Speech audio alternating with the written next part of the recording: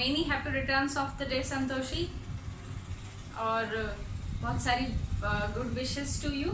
सो आज हम लोग यहाँ पर करेंगे क्वेश्चंस करने वाले थे हम लोग एक्चुअली, और कुछ क्वेश्चंस थे। गंगाधर और मामूनी ने मुझे डाउट बोला है, बाकी किसी को डाउट नहीं है, तो आई थिंक सबको सब समझ में आ गया, वेल एंड गुड। और अगर नहीं आया तो अभी टाइम है तुम्हारे पास, डाउट पूछ सकते हो तुम लोग, नहीं तो फिर तुम्हारी मर्जी।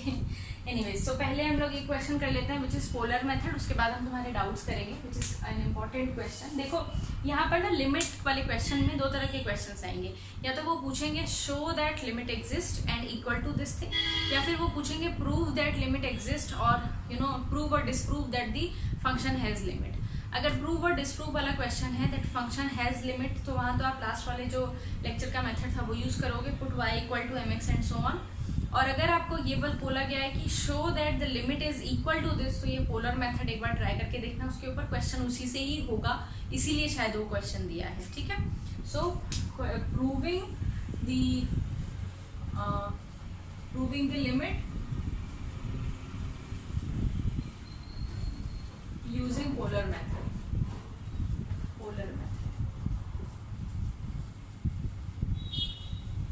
क्वेश्चन है तुम्हारा, you need to show that limit x, y approaches to 0 0 F X Y is, मैं डायरेक्ट लिख रही हूँ, F X Y is given as x, y X square minus Y square upon X square plus Y square, ये लिखा है। तो मैं इसको शो करना है that this limit is equal to 0, right.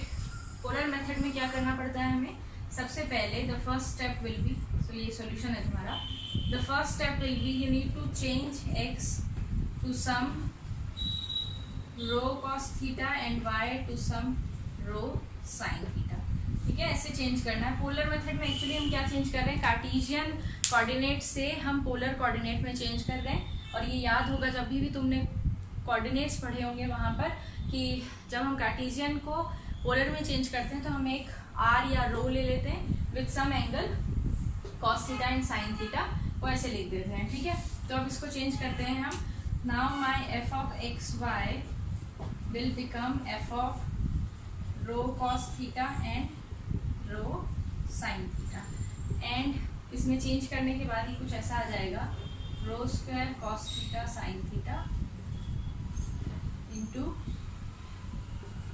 Row square cos square theta minus rho square sine square theta divided by rho square cos square theta plus sine square, right. ये आ गया मेरा फंक्शन, कुछ ऐसा बन जाएगा। अब मैं ज़रा इसको चेंज कर देती हूँ, मुझे है ना थोड़ा लाइट कर देना है इसको। रो स्क्वायर कॉमन आ जाएगा यहाँ से और ये कैंसिल हो जाएगा, cos square theta plus sine square theta will give you 1, तो यहाँ सिर्फ आपके पास ऐसा कुछ बचेगा, cos theta sine theta into, इधर से रो स्क्वायर कॉमन ले लो, रो स्क्वायर और अंदर बचेगा cos square theta minus sine square theta, ठीक है। तो ये हमारा फंक्शन अब ये बन गया है। As x approaches to 0 y approaches to 0 rho will approach to 0, I mean rho cos theta will approach to 0, rho sine theta will approach to 0। इसको मैं अब कहाँ लिखूँ, तो अब मैं इधर लिख रही हूँ, ठीक है। ये है मेरा फंक्शन अब, right. Cos theta into sine theta into rho square और एक ब्रैकेट है cos square theta minus sine square theta. इसको चेंज कर सकते हो, cos theta into sine theta can be written as, देखना 1/2 साइन 2 थीटा लिख सकते हो ना, क्योंकि साइन 2 थीटा क्या होता है, 2 कॉस थीटा साइन थीटा, तो चेंज कर दिया मैंने। Rho square as it is रहने दिया। What is cos square theta into sine square theta, it is cos 2 theta, right. ये भी डेफिनेशन है ट्रिग्नोमेट्री की, मतलब direct formula. So now this becomes rho square 1/2 साथ में है ही। अब sine 2 theta into cos theta को मैं ऐसे लिख सकती हूँ 1/2 sign 4 theta, again the same formula. तो मेरा फाइनली ये कुछ ऐसा आ गया, sine 4 theta. I hope this is clear. ये तो सिर्फ फर्स्ट स्टेप था, और सिर्फ वो था जो ट्रिग्नोमेट्रिक हम चेंजेस करते हैं, वो एक्स और वाई को चेंज कर दिया, रो cos theta rho sine theta, और फिर अपना एफ एक्स वाई चेंज किया। यहाँ पर आ गए हम लोग, चेंज करने के बाद हमने देखा कुछ ट्रिग्नोमेट्रिक्स आइडेंटिटीज यूज होंगी, तो वो ट्रिग्नोमेट्रिक आइडेंटिटीज यूज करके हम यहाँ तक पहुँच गए that now my function becomes 1/4 rho square sine 4 theta. ये हो गया फर्स्ट स्टेप। नाउ सेकंड, ये याद रखना ये हमारा फंक्शन बना है, ठीक है। Now the second step is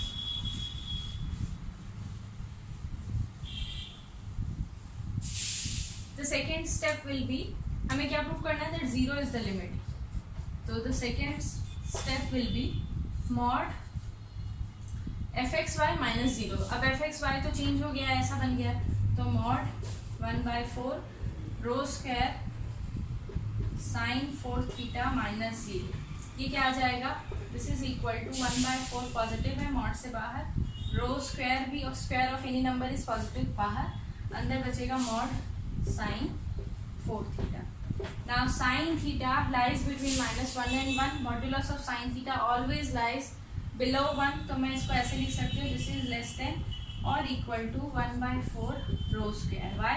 Because sin of any angle का mod जो होगा that is less than 1 always. Less than or equal to 1 भी हो सकता है, so equal to 1.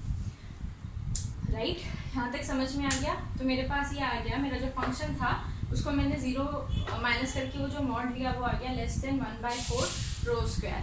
Now what is rho square, I can write it as 1/4 rho square can be written as x square plus Y square, change कर दिया मैंने वापस, है ना, x square plus Y square rho square बन जाएगा ना, करके देख लेना अगर नहीं होगा तो। आई थिंक लिप्सा को डाउट होगा यहाँ पर कि ये रो स्क्वायर कैसे बना, बट ठीक है, एक बार करके देखना, ये इतना आ जाएगा। तो ये हो गया मेरा सेकंड स्टेप। सेकंड स्टेप में मुझे जो भी ये लिमिट प्रूव करना था उससे माइनस करके देखा और यहाँ पर किसी ना किसी आइडेंटिटी तक हम पहुँच गए, इनइक्वालिटी तक, कि ये लेस देन होगा 1/4 x square plus Y square के। अब आ जाते हैं हम थर्ड स्टेप पे, ये है हमारे पास। थर्ड स्टेप में मुझे क्या करना है, थर्ड स्टेप में मेरा जो ये निकला था ना, इसको मुझे लेस देन एप्सिलॉन पुट करना है। For any epsilon positive, let 1/4 x square plus y square is less than epsilon. इसका मतलब x square by 4 plus y square by 4 is less than epsilon, right? ये मैं रब कर देती हूँ। Now this can be written as x square by 4 plus y square by 4 is less than epsilon by 2 plus epsilon by 2. इनको अलग अलग लिख दिया, that is x square by 4 is less than epsilon by 2, y square by 4 is less than epsilon by 2, इतना लिख दिया।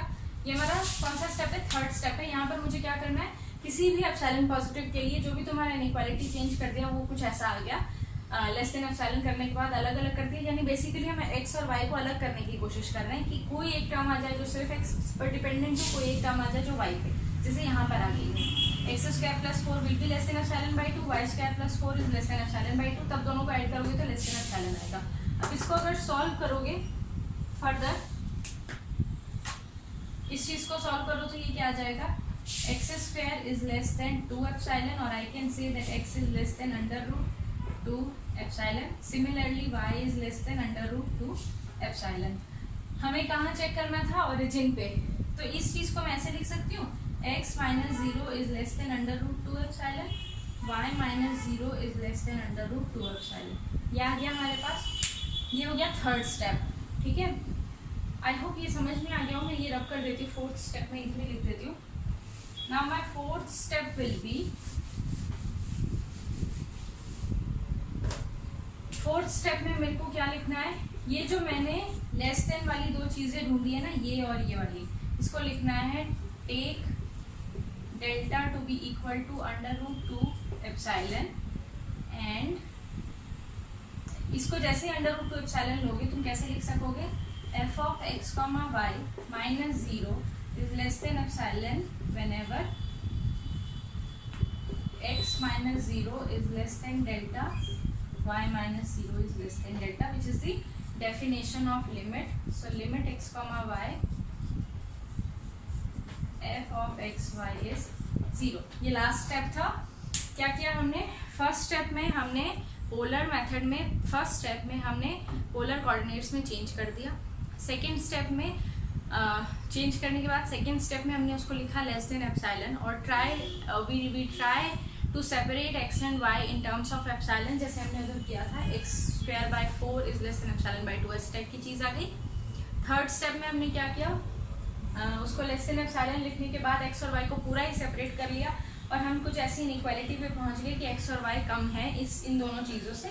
Fourth step में हमने इनको तो लिख दिया डेल्टा कि ये मेरे डेल्टा की तरह वर्क करेंगे और जैसे ही ये एक्स और वाई इससे कम होगा वैसे ही मेरा ये होल्ड कर जाएगा क्योंकि हमने शुरू ही यहीं से किया था एप्सिलॉन लेकर के और चले थे। तो hence the limit is 0। I know थोड़ा सा क्लमजी मेथड है बट एक दो क्वेश्चंस करोगे। लकीली तुम्हारे बुक में ना 2-3 ही क्वेश्चंस हैं ऐसे और तुम्हें करने भी वही 2-3 ही क्वेश्चंस हैं। वो 2-3 क्वेश्चंस अच्छे से प्रैक्टिस कर लोगे तो I think more than enough, right. तो ये हो गया first question by polar method. अब आ जाते हैं हम which is the important one. अगर इसमें से एक क्वेश्चन आएगा तो प्रूव 2 ही तरह के क्वेश्चन आ सकते हैं इस पर्टिकुलर टॉपिक में से, लिमिट में से। एक तो ये आएगा कि प्रूव करो लिमिट है ये, तो तुम पोलर मेथड सबसे पहले यूज करके देखना अगर प्रूव वाला क्वेश्चन आएगा तो। अगर ऐसा लिखा होगा शो दैट वाला क्वेश्चन आएगा तो। अगर ऐसा लिखा है प्रूव और डिसप्रूव तो तुम y इक्वल टू mx वाला क्वेश्चन देखोगे और देखोगे वहाँ से इक्वल आ रहा है, m से इंडिपेंडेंट आ रहा है या नहीं आ रहा है and such type of things, ठीक है। तो ये हो गया एक क्वेश्चन। मुझे लगता है पोलर कोऑर्डिनेट वाला जरूर आएगा एग्जाम में अगर एग्जाम हुए तो, ठीक है। इसके बाद ये किसी ने क्वेश्चन पूछा था मुझसे, गंगाधर ने पूछा था, ये वाला क्वेश्चन करने के लिए बोला था उसने, which is limit x y approaches to 0 0 and your function is x cube plus y cube divided by x minus y. बहुत इजी है गंगाधर, तुमने एक छोटी सी चीज़ मिस कर दी।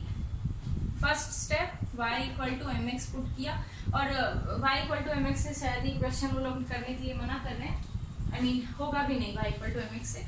इसको पुट करना है तुम्हें x minus m x cube, right. ये पुट करने के बाद तुम्हें सब्स्टिट्यूशन करना पड़ेगा which is f of x minus m x cube will become, इसमें चेंज कर दो x cube divided by x minus x plus m x cube. इसको चेंज कर दोगे ना, थोड़ा कैलकुलेशन करोगे तो मैंने यहाँ लिखा है कुछ इस तरह का आंसर आएगा तुम्हारा 1/m 2 प्लस 3m स्क्वायर। बहुत सारे स्टेप्स करने के बाद आया है ये answer, m x raised to the power 7 and m cube 1/m 2 m x square, ठीक है, 3m x raised to the power 4 है, sorry, and m cube x raised to the power 6। ये आएगा बहुत सारे स्टेप्स के बाद। इसको क्यूब को ओपन करोगे, ये सब कर लोगे। अब देखो यहाँ पर when x approaches to 0, जब x अप्रोच करेगा 0 पे तो ये जो f of x x minus m x cube आ जाएगा, ये कहाँ अप्रोच करेगा, जहाँ जहाँ x है वो तो 0 हो जाएंगे, यानी ये सारी चीज़ें तो कैंसिल हो जाएंगी, सिर्फ ये बचेगा which is 2/m which is again dependent on m, है ना। अगर तुमने m लिया है 1, मैंने m लिया है -1, तो ये आंसर क्या आएगा, एक तुम्हारा आएगा +2/m, मेरा +2 आएगा, मेरा -2 आएगा, जो कि अलग आ रहा है। इंडिपेंडेंट ऑफ x m का मतलब है अप्रोच करवाने के बाद भी m ना बचे, कुछ भी ना बचे, वहाँ पर कुछ भी तो नहीं बोल सकते, कुछ तो बचना ही चाहिए बट m नहीं आना चाहिए। तो जब x को अप्रोच करवाया तुमने 0 की तरफ और फिर भी तुम्हारा जो टर्म है वो m से डिपेंडेंट है, तो तुम कहोगे इसकी लिमिट एग्जिस्ट नहीं करती। It was as simple as that, right. फिर मामूनी का क्वेश्चन था वो इनफाइनाइट वाला क्वेश्चन, बुक तो नहीं है मेरे पास अभी, ऐसा वाला था कुछ 1/mod x plus 1/mod y, ये था तुम्हारा f ऑफ x y। इसके लिए प्रूव करना था कि ये देखो मामूली, जैसे ही x approaches to 0 mod x will also approach to 0 and 1/mod x will approach to infinity। तो यहाँ पर y को mx से चेंज कर दो, चाहे नहीं भी करो, तुम्हें दिख रहा है कि जैसे ही x को 0 की तरफ लेकर जाओगे, मॉड्यूलस x का मतलब है पॉजिटिव x, तो वो जो होगा वो भी प्लस इन्फिनिटी की तरफ जाएगा, तो ये जो होगा ये इनफाइनाइट हो जाएगा।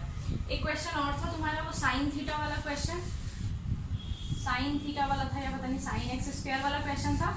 उस क्वेश्चन में भी डायरेक्ट लिखना है, वो क्वेश्चन इस मेथड से होगा। जरा देखो, ये जब हमने 1 वेरिएबल पढ़ा था, limit x approaches to 0 sine x upon x क्या होता है, 0 होता है, राइट। इसी तरह वहाँ पर है साइन शायद x square y plus Y square x divided by x y, y को चेंज कर दो mx लिख दो, या मत भी करो तो भी उनको सेग्रीगेट कर लोगे ना, अलग अलग सेपरेट कर लोगे, तो इससे लिख दोगे sine x upon x approaches to 0।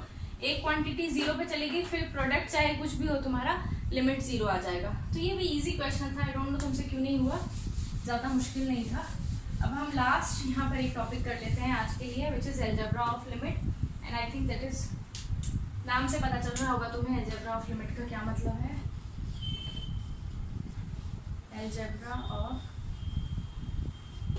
Limit, f plus minus g अगर मैं कंसिडर कर रही हूँ limit, then this limit will be equal to limit f plus minus limit g.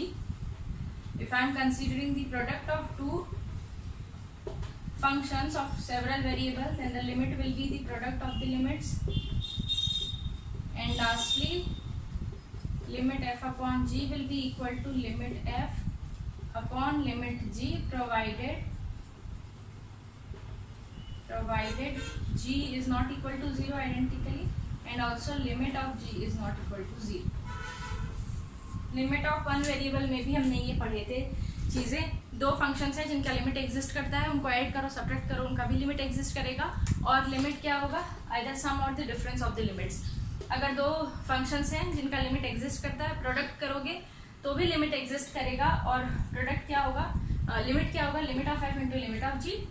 अगर हम डिवाइड करना चाहते हैं तो ऑब्वियसली हम 0 से डिवाइड नहीं कर सकते, इसीलिए मेरा फंक्शन नॉन जीरो होना चाहिए, उसका लिमिट भी नॉन जीरो होना चाहिए, तब हम ये अप्लाई कर सकते हैं। ये है algebra of limit. Next time पे हम लोग रिपीटेड लिमिट करेंगे। एक्चुअली अब जो हम करेंगे ना वो सब लिमिट के ऊपर डिपेंडेंट है, तो जितने क्वेश्चंस कर सकते हो करो। तो मैं एक और दिन देती हूँ मैं, अगर डाउट है तो पूछो, हम लोगों के पास अभी टाइम है। एक बार मैं रिपीटेड लिमिट्स और डेरिवेटिव स्टार्ट करूँगी, उसके बाद हम लोग we are not going to go back in the examples. तो एक दिन और है, करो questions and then tell me, okay, bye.